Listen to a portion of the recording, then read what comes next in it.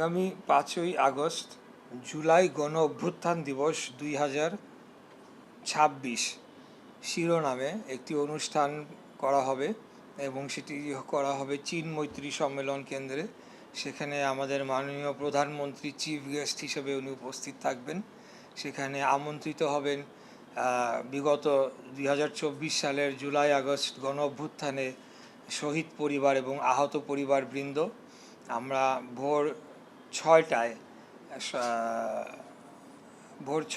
আমরা শাহবাগে আমরা পুষ্পস্তবক অর্পণ করব এবং সেখান থেকে আমরা আমাদের কার্যক্রমটি শুরু করব এবং সেই অনুষ্ঠানে একটি ডকুমেন্টারিও দেখানো হবে। সেখানে বিগত আন্দোলনে কিভাবে বর্বরোচিত হামলা চালিয়ে নিরীহ ছাত্র জনতাকে হত্যা করা হয়েছিল সেই বিষয়গুলো দেখানো হবে এবং আমরা যারা শহীদ পরিবার এবং আহত পরিবার তাদের মধ্য থেকে কয়েকজনের বক্তব্য আমরা শুনব।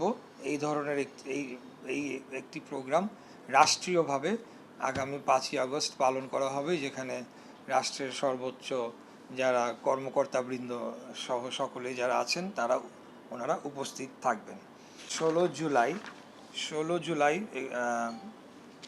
জুলাই শহীদ দিবস হিসেবে এটিকে পালন করার উদ্যোগ নেওয়া হয়েছে এবং সেখানে আপনারা জানেন যে 16 তারিখে দুইটি আলোচিত হত্যাকাণ্ড ঘটেছিল।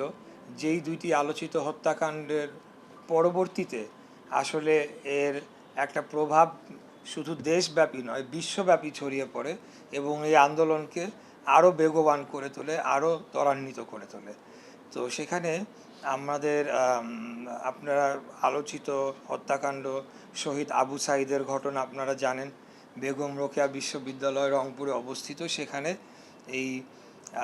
তার এই আত্মত্যাগকে স্মরণ করে রাখার জন্য একটি স্মৃতিস্তম্ভ, সেটির ভিত্তিপ্রস্তর স্থাপন করা হবে।